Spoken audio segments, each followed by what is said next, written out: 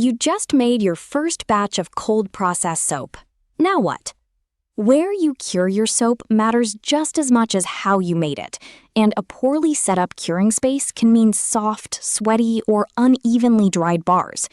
I am Kathy the Clumsy Soaper, and today we are going to walk through how to set up a soap curing rack that works in any space you have.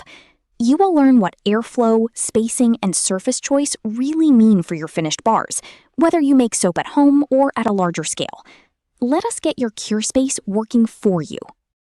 Where you cure your soap can genuinely make or break your final bar, and that is not an exaggeration. A well-designed curing rack promotes even airflow around every surface of your soap, which speeds up water evaporation, supports saponification completion, and dramatically reduces your chances of developing dreaded orange spots, what we call DOS, or dreaded orange spots. We will cover exactly how to build a setup that works whether you have a dedicated soap room or just a corner of your kitchen. A good cure space is not just a shelf you toss your bars onto and forget. Think of it like storing fine wine. The environment has to be controlled and consistent, or you compromise the final product. Your soap needs airflow on all sides, so moisture escapes evenly, a stable temperature so saponification completes properly, darkness to protect both colorants and fragrance compounds from degrading, low humidity to prevent glycerin draw and surface sweating, and enough accessibility to rotate bars every few days for uniform drying. Wire racks are hands down one of the smartest setups you can use for curing soap, and the good news is you probably already have one in your kitchen. A baker's cooling rack works on exactly the same principle as a dedicated curing rack. It lifts your bars off the surface so air can circulate from below and around the sides, not just across the top. Think of it like drying laundry on a raised clothesline versus laying it flat on the ground. The airflow from multiple directions speeds up moisture evaporation evenly, which is exactly what fresh soap needs during cure. For home soap makers just starting out, a kitchen cooling rack costs almost nothing and does the job well. As your batches grow, hardware store wire shelving gives you that same all-around airflow at a much larger scale. Both options support proper saponification completion and water evaporation without trapping humidity underneath your bars, which can cause soft spots or uneven hardening over your cure period. Now, a practical tip that a lot of new soapers overlook.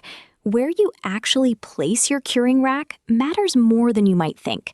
A spare bedroom or a closet is honestly ideal. You want a space with stable temperature, low humidity, and where the bars can sit undisturbed. Avoid the bathroom entirely. All that steam and moisture causes your soap to sweat, pulling glycerin to the surface, and that does your cure no favors. Here is a practical tip that makes a real difference during the curing stage. Covering your rack with a breathable fabric like linen or muslin serves several purposes at once. It allows air to circulate freely around your bars, which is essential for moisture evaporation, while blocking dust and airborne particles from settling onto your soap surface. It also filters out direct sunlight, which can cause rancidity and color fading over time. And the bonus? A simple pillowcase draped over the rack works perfectly and costs you nothing extra. Here is something small that makes a surprisingly big difference: spacing your bars about 1 inch apart on the curing rack.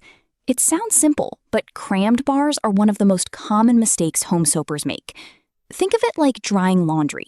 Clothes piled together stay damp in the middle, while the edges dry out unevenly. Soap behaves the same way. Air needs to circulate around all 4 sides and both ends of every bar. When bars touch, the contact surfaces are essentially sealed off from airflow, and those spots cure slower than the rest of the bar. That creates soft spots, which can deform the bar, trap excess water, and even become breeding grounds for rancidity over time. Proper 1 inch spacing means the saponification process completes more evenly throughout the entire bar. Your water evaporates at a consistent rate, and your finished soap has uniform hardness from edge to edge. It also shortens your overall cure time, which matters when you're running a production schedule or trying to restock your shop. A little extra space on the rack now saves you from crumbly, uneven, or prematurely degraded bars later. Here is one of those small habits that makes a surprisingly big difference: flipping your bars every 2 to 3 days during the cure. Think of it like rotating a mattress. If you never flip it, one side takes all the pressure and deforms over time. Same thing happens with soap.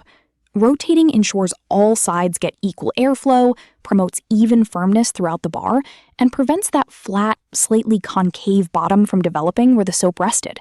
It takes 30 seconds. Set a phone reminder so it actually happens.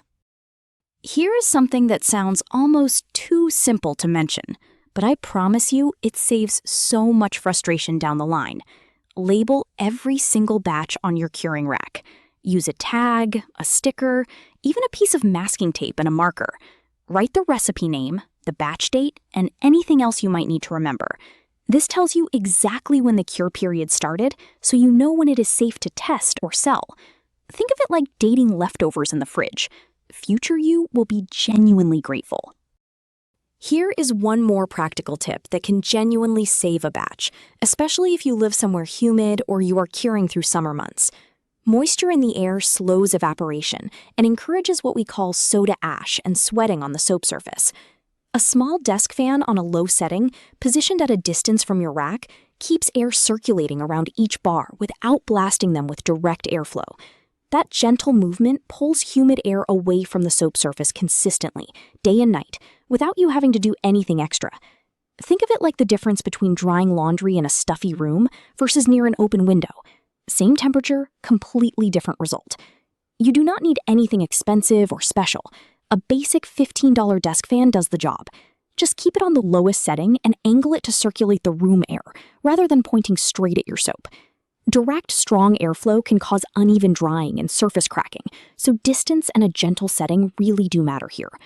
If you are curing in summer, particularly in coastal or tropical climates, this simple addition makes a noticeable difference in the quality of your finished bars.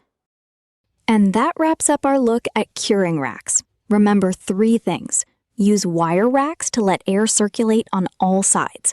Keep your soaps in a dry room away from moisture, and flip your bars every 3 days for an even cure. These simple habits make a real difference, whether you are crafting a small home batch or scaling up production. You have got this, and your soaps will thank you for it. Once again, this is Kathy the Clumsy Soaper. Be blessed and be a blessing to others.